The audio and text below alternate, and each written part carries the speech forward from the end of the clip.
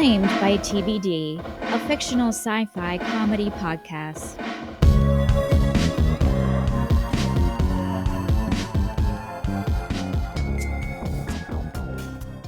Epilogue.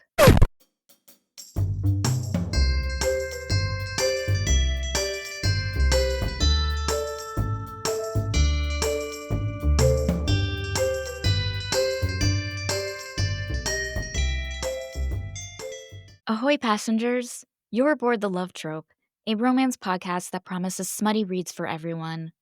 I'm your host, Sharon Sharon Knowledge, about romance novels so you can set a course for your next reading adventure. And this is just an addendum episode, if you will, to the previous episode.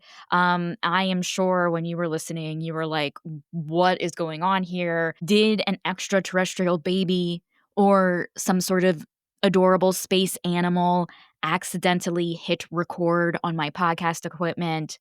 Yes, the answer is yes.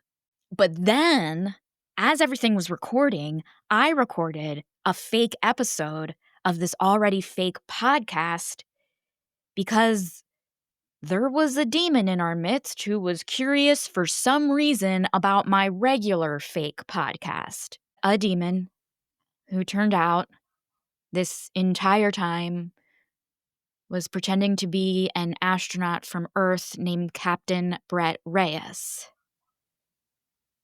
who I made out with. A demon. I made out with a demon.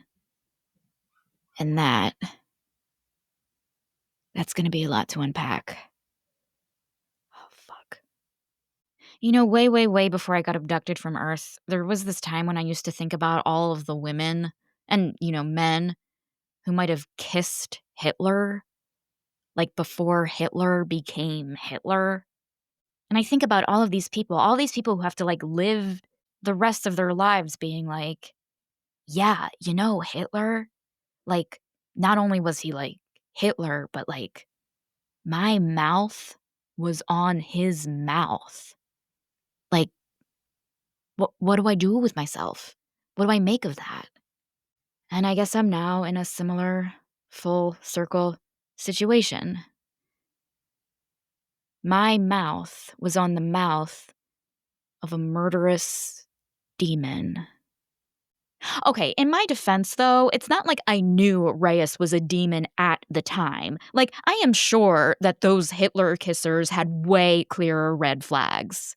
It's not like Reyes was sitting in basements of bars and ranting about non-demons being the reason why borscht is so expensive. Am I forgetting all of Earth history? Sure, but you know what? I don't think it matters anymore. Anyway, as I was recording this podcast, thinking that these are the last moments I'm going to be alive, I was reminded that the way to defeat the demon was to dilate its vital fluid containers by conjuring a heat within. And I have read enough horny books with the exact phrase, a heat within, to just at that moment realize the tablet was saying in order to kill the demon, we had to make him blush. So here's a science lesson for all of you. When you blush, oh, and I'm talking about humans only. If you're another species, I guess for this part, you can just cover your ears. If you have ears. Anyway, okay. So if you are a human, when you blush, the blood is racing to the surface of your skin, and it's filling up all of your capillaries, which are vital fluid containers.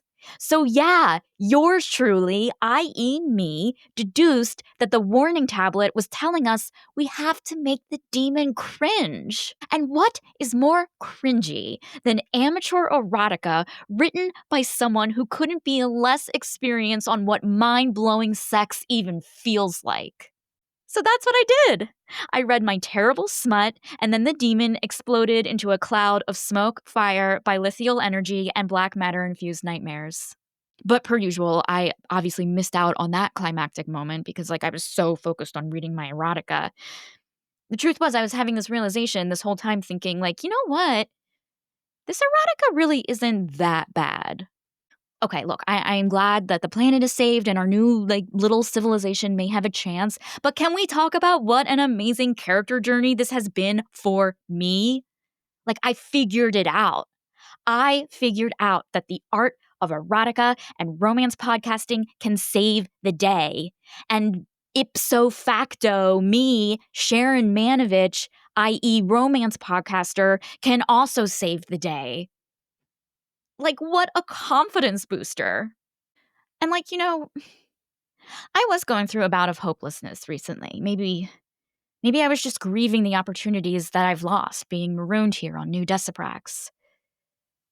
Opportunities like trying a diet Dr. Pepper because, I never really drank diet soda on Earth, or opportunities like buying a sports bra with a bunch of like cool straps but like had terrible support, or opportunities like coming up with a pretentious name for my Wi-Fi. And maybe one of those opportunities I was mourning was feeling sexually empowered. But if my circumstances have changed, maybe what is sexually empowering should change too. Like, I can decide that sexual empowerment is defined as your poorly written erotica read aloud until a demon burns to celestial ash, screaming in agony. And maybe that choice to change my mindset, that is my hero's journey. And no one can take that away from me. So, here's a brief update on where New Deciprax is at now. So, right after we cleared away all of the demon's ashes, Prince Teko and the rest of the questing party returned, and they were celebrating. They thought they were the ones who defeated the demon because they hiked into this wasteland and they performed a sacred Decipraxin transertion ritual. Yeah, all of the Decipraxins on the questing party, they all jerked off and they planted their ejaculate in the ground.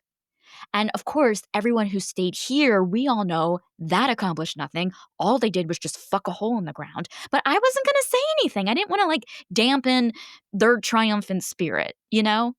But then Blem was just like, oh, incorrect. Sharon the Startle's indecent chronicle forestall the malevolence. But of course, no one in the questing party believes that. So now everyone is outside debating about whether or not my smut killed the demon. And you know what? I could care less. The demon is gone, and that's all that matters. I don't need the recognition. Really, I promise. And yeah, I know, maybe there was a time in my life when that would have bothered me that I wasn't being recognized for my heroics, and maybe that time was up until yesterday. But I know what I did, and that's all that matters. Because if there is one thing that being abducted by aliens and forced to live the rest of my life on a decaying planet has shown me, it's not everyone has the same path.